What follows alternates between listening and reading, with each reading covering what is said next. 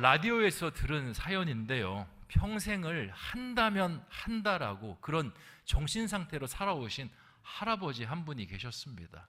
이제 할아버지가 나이가 지긋하게 들으셔서 이 자녀들을 모아놓고 늘 이 말씀을 하셨습니다. 나가 죽어불면 나가 제삿날에 곧 환생을 해서 너희를 보러 올 것이요.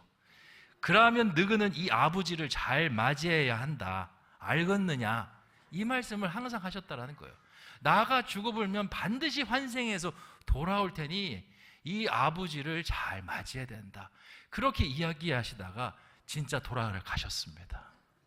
그리고 이제 할아버지의 제삿날이 됐습니다. 가족들이 모여서 이제 어머니 집에서 제사를 준비하는데, 제사를 다 준비하고 이제 절을 드리려고 하는 순간 거기에 이제 큰아버지가 절 드리는 것을 막습니다.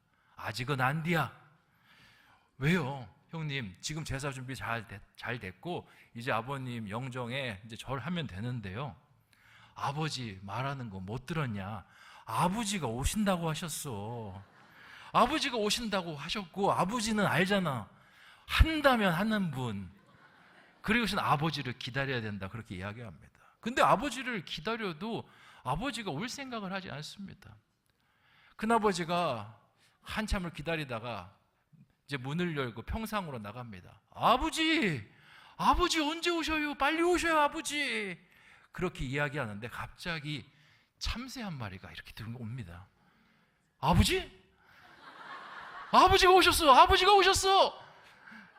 이 아버지가 예전에 이제 자기가 죽게 되면 환생을 할 건데 그 환생한 것이 무엇이냐 물어봤을 때 그 제삿날에 가장 먼저 오는 동물이 자기가 환생한 것이라고 그렇게 얘기했거든요. 아버지가 오셨어. 참새에게 막 이러니까 참새가 놀라서 날아가 버렸습니다. 하지만 아버지가 오셨다가 가셨다고 생각하고 온 형제들을 끌고 그 참새가 날아간 방향을 향해서 절을 시켰습니다. 아버지 잘 오셨습니다. 그리고 이제 제사가 잘 끝나고 그 다음에 아버지 제사가 되었습니다. 지난번에 경험했던 간증이 있지 않습니까? 아버지도 이번에 또 오실 거예요. 그리고 아버지들을 기다리는데 아버지가 도저히 안 오십니다. 이번엔 참새도 안 내립니다. 그렇게 제사를 기다리고 있다가 큰아버지가 속이 상해서 술을 혼자 많이 먹고 밤중에 나가서 울면서 소리칩니다. 아버지 언제 오셔요? 아버지 빨리 오셔요. 그랬더니 그 소리에 놀라서 옆집 개가 왈왈 하고 짖습니다. 아버지가 오셨어. 아버지가 오셨어. 그리고는 자고 있던 형제들을 다 깨워서 옆집 개한테 절을 시켰습니다. 아버지. 이제 이쯤 되니까 온 가족이 그 다음 제사가 걱정이 됩니다. 큰아버지가 워낙 확고한 믿음으로 그렇게 하니 뭐 말릴 수가 없습니다. 세 번째 제사가 됐습니다. 제사를 지내는데 이번엔 차례를 준비하다 말고 음식을 준비하다 말고는 갑자기 큰아버지가 이야기합니다. 아버지가 오셨어. 아버지가 어디? 그때 파리 2마리가 날아다녔거든요. 저기 아버지가 파리로 오셨어. 파리. 친구까지 데리고 오셨나 봐. 아버지 하고 있는데 그걸 보던 어머니가 그냥 파리채를 들고 파리 2마리를 탁 하고 잡아버리셨습니다. 그러니까 큰아버지가 어안이 벙벙해졌습니다. 그리고는 어머니가 말씀하십니다. 그건 네 아버지가 아니요. 네 아버지는 친구가 없으셨다. 그리고는 한마디를 더 날리셨습니다. 적당히 좀 혀. 그리고는 다시는 찾아오는 동물들을 맞이하지 않고 제사를 잘 드렸다라는 그런 라디오의 사연이었습니다. 세상 사람들은요, 인생의 시작과 끝에 대해서 잘 알지 못합니다. 그래서 어떤 사람은 사람이 죽으면 환생한다라고 보고요, 사람이 죽으면 그걸로 흙으로 돌아가서 끝이다라고 이야기를 합니다. 하지만 우리가 보는 성경에서는 뭐라고 합니까? 인생에는 시작과 끝이 있다. 세상의 모든 시간에는 시작과 끝이 있다. 주님이 시작이고 마침표이며 알파와 오메가라고 말씀하고 계십니다. 오로지 내가 생명이고 내가 부활이고 내가 영생이다라고 하나님께서 말씀하십니다. 그리고 하나님의 시간은 이 땅에 있는 시간으로 끝나는 것이 아니라 영원 속에 들어가 있는 시간이고 믿는 자에게는 영원히 그 시간을 주시겠노라 말씀을 하셨습니다. 오늘 말씀인 베드로전서 4장 7절에서 11절까지의 말씀은 시간에 대한 이야기를 베드로가 우리에게 하고 있습니다.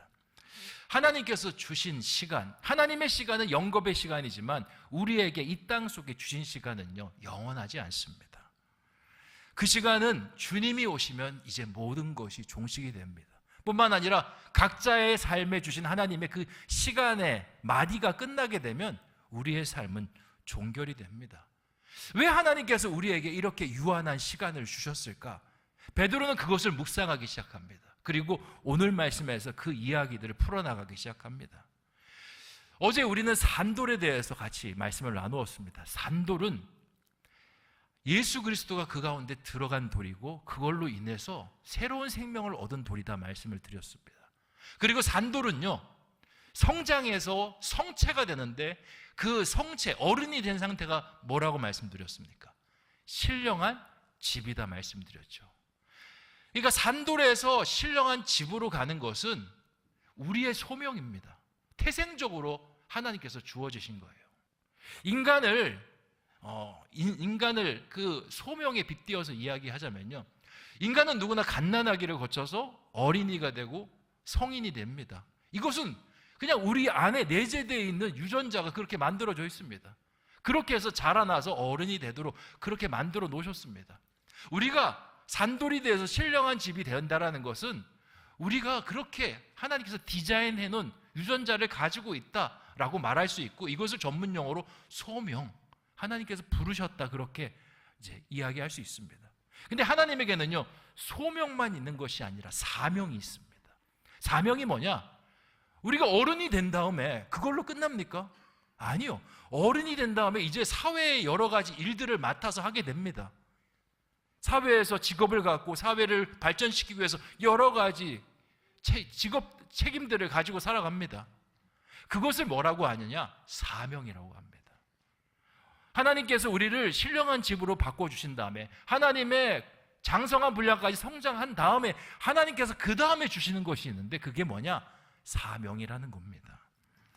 오늘 말씀에서는요, 이 소명을 넘어 사명에 대해서 이야기를 하고요, 사명이 바로 하나님께서 우리에게 이 땅의 시간을 주신 이유인 것을 이야기하고 있습니다. 어떻게 연결이 되는지 오늘 말씀을 같이 살펴보면서 그 의미를 알아가도록 하겠습니다. 먼저 7절 말씀 같이 한번 읽어보겠습니다. 시작. 만물의 마지막이 가까이 왔으니 그러므로 너희는 정신을 차리고 근신하여 기도하라. 아멘. 베드로는요, 아직도 산돌이 되기를 주저주저하는 유대인 그리스도인들이 너무 안타까웠습니다. 이제 시간이 많지 않아. 너희에게 있는 시간이 영원할 것 같지? 아니야. 하나님께서 약속하신 그 시간이 되면 너희는 더 이상 하고 싶어도, 신령한 집으로 변화하고 싶어도 못해. 너희가 그 모습, 성체가 되지 못한 모습 그대로 하나님 앞에 가기를 원하느냐? 그러지 마. 너희는 빨리 정신을 차리고 신령한 집으로 변화되렴. 지금 이 말씀을 하고 있는 겁니다. 여기서 정신을 차리고 근신하여 기도하라는 건요, 소명과 사명을 따로 분류해서 이야기하는 거예요.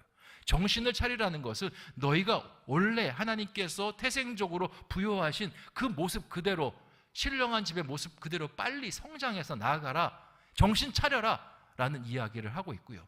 두 번째, 그렇게 된 다음에 근신하여 기도하라고 말씀하고 있습니다. 이 근신하여 기도하라는 건 너희가 이 땅 가운데 너희만 있는 거 아니지 않냐. 너희는 산돌로서 하나님의 구원을 받은 사람들인데 너희 주변에 얼마나 많은 죽은 돌이 있느냐. 그 죽은 돌을 위해서 기도하는 하나님의 일을 감당하는 사람으로 서라, 그렇게 말씀하고 있는 겁니다. 예수님께서 이 땅 가운데 오셨을 때 모습을 보면요, 예수님께서 하나님의 모습만 갖추시지 않으셨습니다. 온전한 우리 그리스도인들이 지향해야 될 그 목표점만 이루지 않으셨습니다. 신령한 집이 되는데 멈추지 않고 신령한 집이 된 다음에 그 다음에 하신 일들이 훨씬 많습니다. 어떤 일들을 하느냐? 복음을 전도하는 일, 복음을 전하는 일, 영혼을 구원하는 일, 많은 사람들을 주께 모으는 일들을 했던 것입니다. 너희가 신령한 집이 되고 예수 그리스도를 닮은 사람이 된다라면 그 다음 단계를 넘어가야 된다. 그게 뭐냐? 죽어있는 돌들을 깨우는 일들을 해라. 그렇게 말하고 있는 것입니다. 제가 목회를 하면서 참 많은 장례를 합니다. 그러면 정말 가벼운 장례가 있고요, 정말 무거운 장례가 있습니다. 노래가 있고 찬양이 있는 장례가 있고요, 정말 애통하면서 곡하는 장례가 있습니다. 그리고 소망이 가득한 장례, 뭔가 희망과 위로가 가득한 장례가 있는 반면에 어떤 장례는요, 절망과 아픔만 가득한 장례가 있습니다. 그 장례의 차이점이 뭘 것 같습니까? 예수 그리스도가 있느냐 없느냐. 예수 그리스도가 있으면요, 희망을 이야기합니다. 소망을 이야기합니다. 부활을 이야기하고 재회를 이야기합니다. 근데 예수 그리스도를 믿지 않고 돌아가신 분들 앞에서는 어떤 이야기를 해야 될지 모릅니다. 힘드시죠? 아프시죠? 하나님께서 만져주시기를 원합니다. 이런 이야기들밖에 할 수가 없습니다. 우리가 세상을 살 때 하나님께서는요, 우리 산돌만 그렇게 모여서 살도록 만들지 않으셨습니다. 우리 주변에 얼마나 죽은 돌들이 많은지 모릅니다. 우리의 형제, 우리의 자매, 우리의 부모님, 우리의 자녀, 하나님을 믿지 않는 사람들과 같이 우리가 부대끼면서 살아가도록 하나님께서 만들어 놓으신 거예요.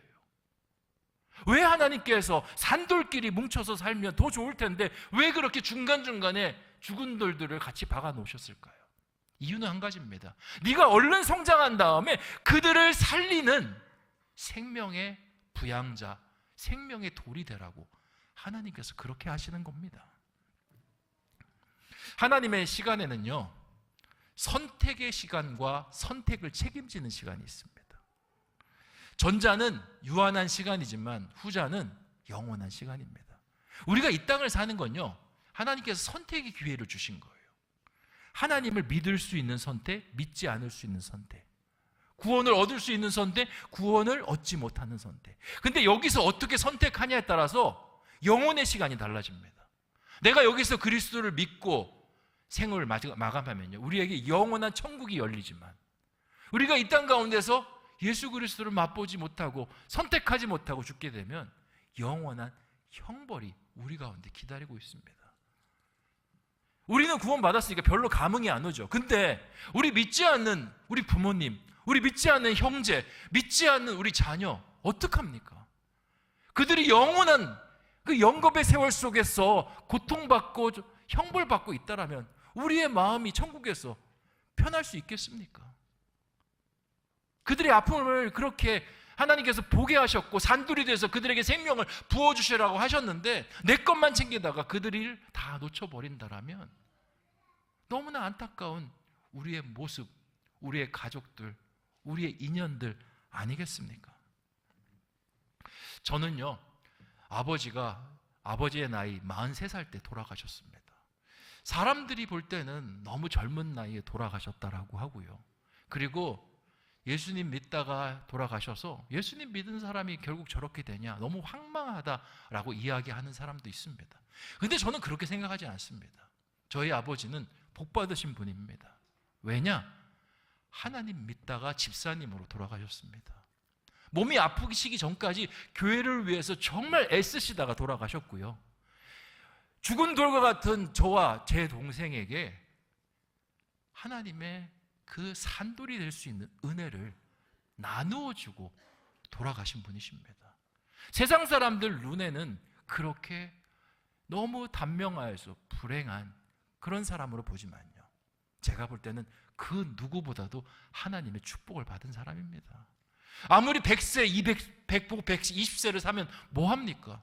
주변에 있는 사람들이 다 죽은 돌이 돼서 영원한 형벌 속에 들어가고 내 자신조차도 하나님 믿지 않아서 그렇게 떠나간다면 그만한 불행이 어디 있습니까?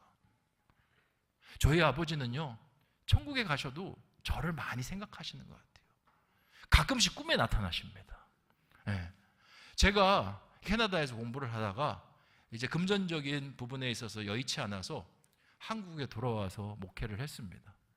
목회를 하는데 자꾸 이제 공부를 못 마친 것이 생각이 나는 거예요. 근데 어느 날 아버지께서 꿈에 나타나셨습니다. 정말 오랫동안 안 나타나셨는데 꿈에 오랜만에 나타나셨어요. 그래서 이제 이런저런 이야기를 하는데 아버지가 받아 적으라 그러시더라고요. 뭘 받아 적습니까? 이야기를 안 해요. 받아 적어라. 그래서 적을 준비를 하고 있었습니다. 7, 9, 12, 18 번호 5개를 알려주시는 거예요. 그래서 제가 아버지한테 이야기했습니다. 아버지, 그겁니까? 아버지가 고개를 끄덕거립니다. 로로 시작하는 그겁니까? 로로 시작하고 또로 마치는 그겁니까? 아버지가 고개를 그냥 끄덕끄덕 하십니다. 그리고는 이게 꿈이라고 생각하고 얼른 깨어서 핸드폰에다가 받아 적었습니다. 아유, 그때처럼 생생한 꿈이 없었어요. 5개를 적었는데 아쉬운 거예요. 왜냐? 번호가 몇 개 있어야 됩니까? 6개. 어떻게 이렇게 잘하세요? 많이 해보셨군요. 6개가 있어야 된다는 걸 나중에 알게 됐습니다. 그래서요, 어떻게 했냐면 많이 샀습니다. 왜냐하면 마지막 번호를 모르니까 많이 사고 기다리고 있습니다. 그리고는 어머니한테 전화를 드렸습니다. 어머니가 목사님이시거든요. 선교사 하시다가 지금 제주도에서 이제 은퇴하셔서 계십니다. 어머니, 어제 아버지가 꿈에 나오셨어요. 꿈에서 아버지가 특별한 번호를 알려주셨어요. 무슨 번호인데? 로또 번호인 것 같아요. 번호를 6개여야 되는데 5개밖에 안 알려주셨어요. 그랬더니 어머니가 이러시더라고요. 번호가 뭔데? 아유, 어머니 부정타게 왜 그러셔요? 그냥 기도만 해주셔요. 기도만. 그리고 토요일 날이 됐습니다. 번호가 나왔습니다. 어떻게 됐겠습니까? 하나도 안 맞아요. 아버지가 정말 저를 사랑하셨나 봐요. 허황된 꿈 꾸지 말고 목회에 전념하라고 번호를 그냥 아무 말씀 안 하시고. 예수 그리스도께서는요, 산돌이 되시고 그리고 완성형의 신령한 집이 되신 다음에 평생을 하나님의 사람들을 끌어모으는데 모든 것을 바치셨습니다. 그 예수 그리스도께서 많은 사람들에게 복음을 증거하고 그들의 아픔을 만지면서 기적을 행하고 그렇게 살아왔던 그 은혜 덕분에 지금 우리가 여기 이 자리에 있는 것입니다. 예수님께서 이렇게 보여주신 이유가 무엇입니까? 그리고 그 복음서의 그 많은 이야기들 중에 사람을 구원하고 살리고 세우는 일들로 가득 채워놓으신 이유가 무엇입니까? 너희도 그와 같이 하라라는 겁니다. 너희 주변에 있는 그 형제들과 부모님과 자녀들과 친지들과 친구들에게, 믿지 않는 그 영혼들에게 복음을 전해서 그들을 살리라고 주님께서 그렇게 복음서의 모습을 통해서 친히 보이신 것입니다. 예수님께서 복음을 전하시기 시작한 것은요, 공생애를 시작할 때부터입니다. 하늘에서 비둘기같이 성령이 임한 다음부터 그때부터 시작하십니다. 그게 바로 신령한 집이 된 후의 모습인 겁니다. 우리도 마찬가지입니다. 우리도 구원을 받았고, 여러분 이 자리에 계신 분들은 구원에 흔들림이 없는 사람들이 모이신 줄 믿습니다. 우리는 구원이 됐는데 이걸로 만족하시겠습니까? 이렇게 만족하는 것은요, 하나님이 원하는 것이 아닙니다. 나는 구원 받았고 나는 지금 당장 죽더라도 천국에 갈 수 있는 상태가 되었으면 하나님은 그 다음으로 넘어가라는 겁니다. 뭐냐? 근신하여 기도하라. 주변에 근신하라는 건 성실하게 그 영혼을 위해서 기도하라는 겁니다. 그리고 우리가 막상 모르는 영혼을 위해서 기도하기 힘드니까 주님께서 주변에 세상에 여러 관계들을 맺게 해주신 거예요. 형제라는 관계, 부모라는 관계, 자녀라는 관계. 그래서 그 사람들부터 기도를 시작하라는 겁니다. 저는 저희 자녀들이 태어났을 때부터 지금까지 한 번도 빠지지 않고 하는 기도가 있습니다. 그게 뭐냐? 영혼 구원에 대한 기도입니다. 저희 애들이 교회 학교를 안 다니는 게 아니에요. 주일학교 엄청 좋아합니다. 주일학교 나오는 것이 행복하고요. 최근에는 강북 구민 된 게 너무 행복하다는 거예요. 왜 강북 구민 된 게 행복해? 했더니 신성교회가 강북구에 있잖아요. 그래서 강북 구민 된 게 너무 행복하다라고 그렇게 이야기합니다. 그 정도로 이제 교회를 좋아하는데 저는 그렇게 생각합니다. 저 신앙 아직 연글지 않은 신앙이다라고 생각을 합니다. 지금 뭔가 꽃을 피우면서 향기는 내고 있지만 생명을 잉태하는 열매가 맺혀지지 않은 신앙이다. 그래서 저는 태어났을 때부터 교회를 쭉 다니지만 저희 아이들을 위해서 지금도 일본어로 기도하는 것이요, 하나님, 저 영혼 구원해 주시옵소서 기도하고 있습니다. 저는요, 목회를 하면서 참 무수하게 많이 봤습니다. 어렸을 때 저희 애들처럼 신앙생활 정말 열심히 했습니다. 교회 가는 거 정말 기뻐하고, 이렇게 앞에 나와서 찬양하는 거 행복해하고, 정말 그것이 기쁨이, 온 가족이 기쁨인 그런 분들 너무나 많이 봤습니다. 그런데요, 사춘기 들어가서 교회를 떠나고 주님을 떠나고 세상 속에서 방황하는 아이들 너무나 많이 봤습니다. 그 자녀들 한 명씩 들여다보면 다 어렸을 때 율동팀도 하고 성가대도 하고 뭐도 하고 수련회도 가고 그런 아이들이었습니다. 수련회에서도 울던 아이들도 있습니다. 근데 나중에 되면 하나도 보이지 않습니다. 왜 그렇습니까? 그 안에 있는 신앙이 연글기 전에 말라버렸기 때문에 그렇습니다. 가시덤불을 뚫고 나와서 그렇게 30배, 60배, 100배의 결실을 맺어야 되는데 그걸 뚫지 못하고 그냥 그 자리에서 멈춰버렸으니 거기서 말라 죽어버린 겁니다.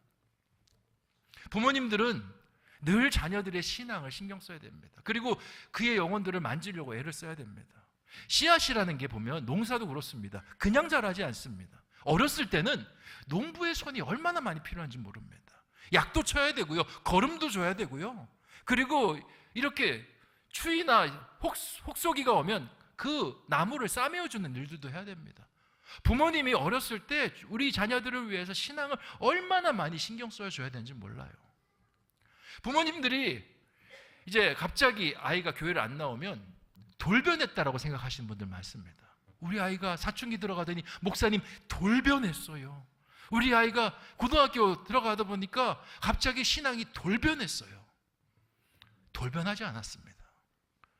그 자녀들은요, 원래부터 신앙이 없었습니다. 교회에 나오고 있었지만 껍데기밖에 없는 신앙이었어요. 부모님의 신앙을 흉내내는 신앙이었어요.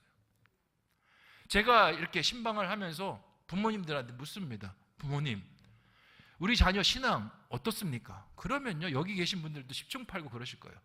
이렇게 대답합니다. 우리 자녀의 신앙이 지금 하나님을 좀 만나고 있습니다. 하나님을 좀 알아가는 단계입니다. 하나님과 영적인 경험을 하고 있습니다. 이렇게 대답하는 사람 한 명도 없습니다. 뭐라고 이야기하냐? 우리 자녀 교회 학교 잘 나오고 있습니다.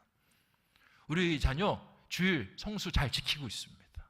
그러니까 주일 학교 잘 나오는 것이 이퀄 신앙이 좋다라고 그렇게 생각하는 거예요.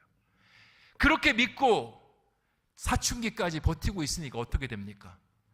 신앙이 돌변했다라고 보는 거예요. 자녀들은요, 사춘기 될 때까지 참습니다.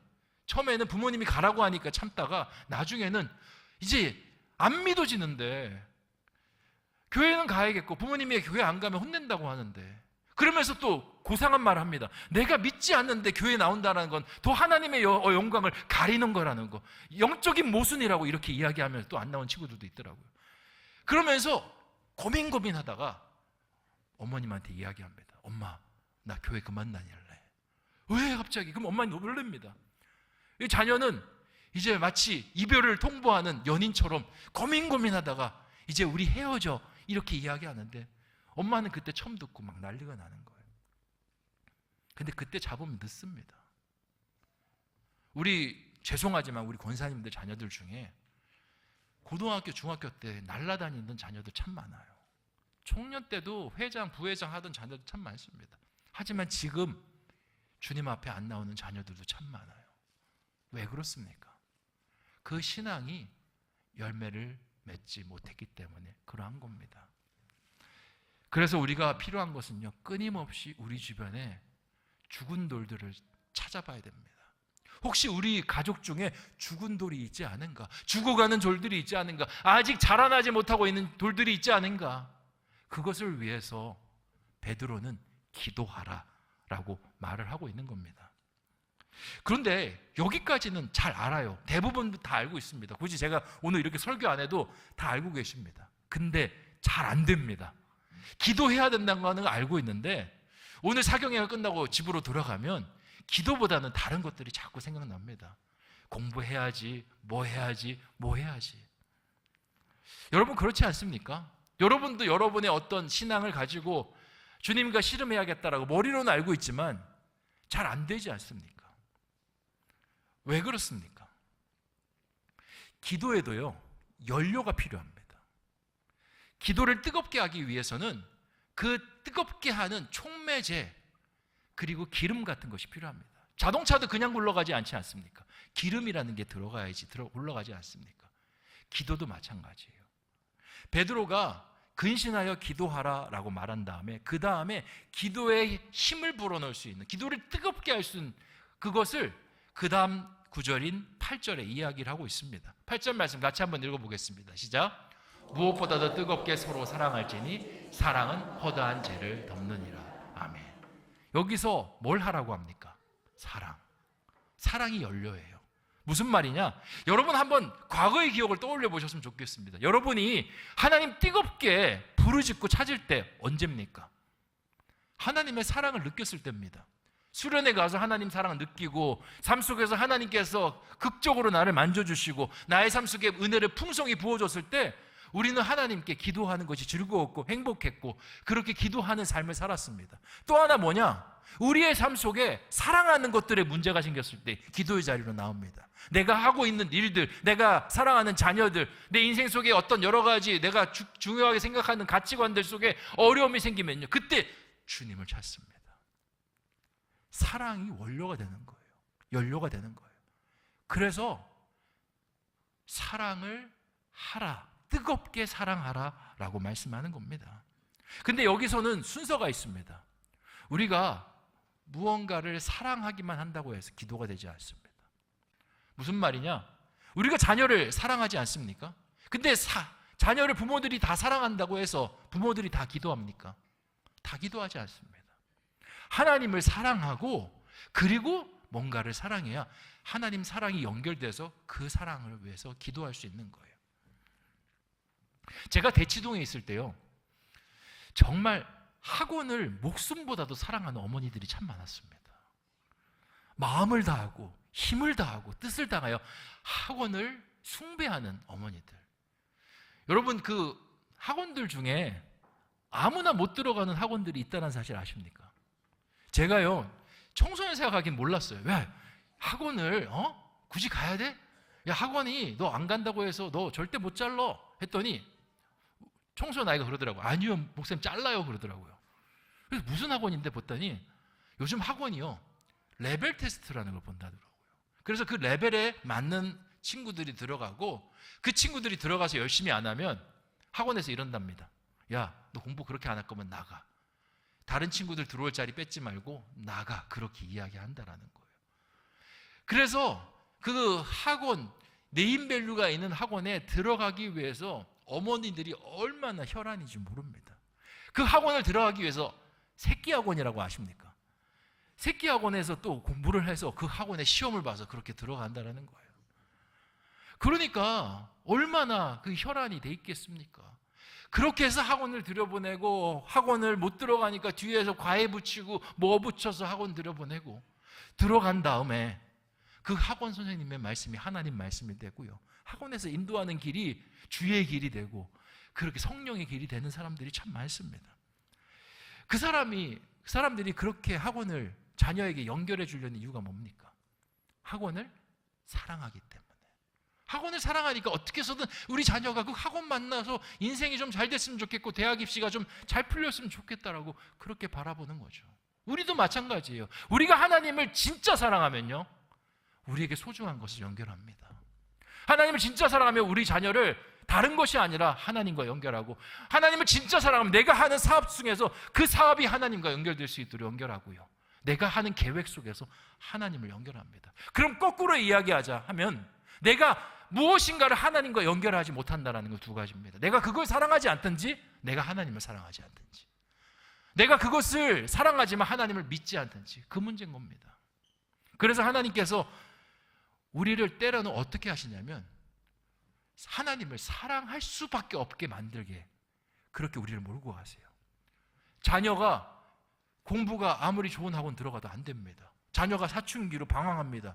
나쁜 친구들과 어울립니다. 내가 여러 가지로 회유도 하고 겁박도 하고 막 아무것도 하는데 전혀 말을 듣지 않습니다. 그러면 어떻게 합니까? 비로소 하나님 도와주세요. 하나님, 사업이 다 가로막힙니다. 방법이 없습니다. 뭔가 길이 뚫려 있을 텐데 그거 뚫으려고 애를 쓰는데 다 막히면 어떡합니까? 천부여 의지 없어서 손 들고 옵니다. 그렇게 되는 거예요. 근데 그렇게 되는 게 복입니다. 왜냐? 잃어버렸던 하나님과의 연결을 찾을 수 있기 때문에.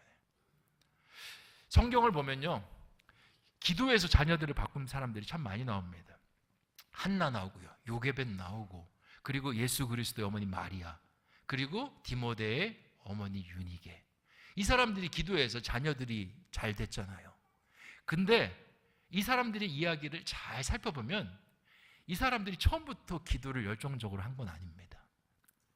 자기가 해줄 수 있는 모든 방법이 막히니까 기도밖에 할 수 없게 되었고, 기도를 통해서 그 자녀들을 세운 거예요.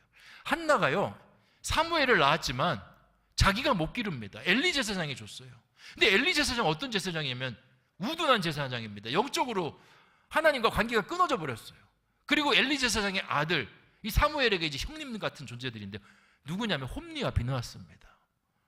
아주 인성이 아주 떨어지는 그러한 제사장들입니다. 그 형님들에게 뭘 배우겠습니까? 엘리에게 뭘 배우겠습니까? 근데 자기가 해줄 수 있는 것이 없으니까 한나가 뭘 하냐? 하나님 앞에 기도를 시작하는 거예요. 하나님, 우리 사무엘을 건져 주시옵소서.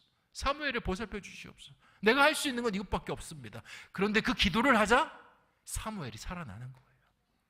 하나님과 사무엘이 연결이 되자 사무엘이 살아나는 겁니다. 요게벳도 똑같습니다. 바로의 왕궁에 모세를 보냈습니다. 나는 유모로 갔지만 할 수 있는 게 젖을 주는 것밖에 없어요. 할 수 있는 거 아무것도 없습니다. 바로의 왕궁은 세속적인 곳입니다. 우상이 판치는 곳입니다. 세속의 가치가 붙들고 나아가는 곳입니다. 그런 곳에서 모세를 어떻게 기릅니까? 그러니까 할 수 있는 게 기도밖에 없습니다. 그랬는데 그 기도가 모세를 살리는 겁니다. 예수 그리스도 십자가에 못 박혀 돌아가실 때 마리아가 할 수 있는 게 뭡니까? 기도밖에 없습니다. 그 기도가 예수 그리스도의 사역을 아름답게 하는 것입니다. 사랑하는 성도 여러분, 사랑이요, 우리의 기도의 연료인 것입니다. 우리가 하나님을 진심으로 사랑하면 그 사랑하는 사람은 기도할 수밖에 없어요. 그리고 그 사랑 때문에 우리 주변에 있는 죽은 돌들을 어떻게든 그 하나님의 영적인 살아있음에 접붙이려고 그렇게 노력하는 존재가 될 수 있다는 것입니다. 기도를 이렇게 하기 시작하니 변화가 일어납니다.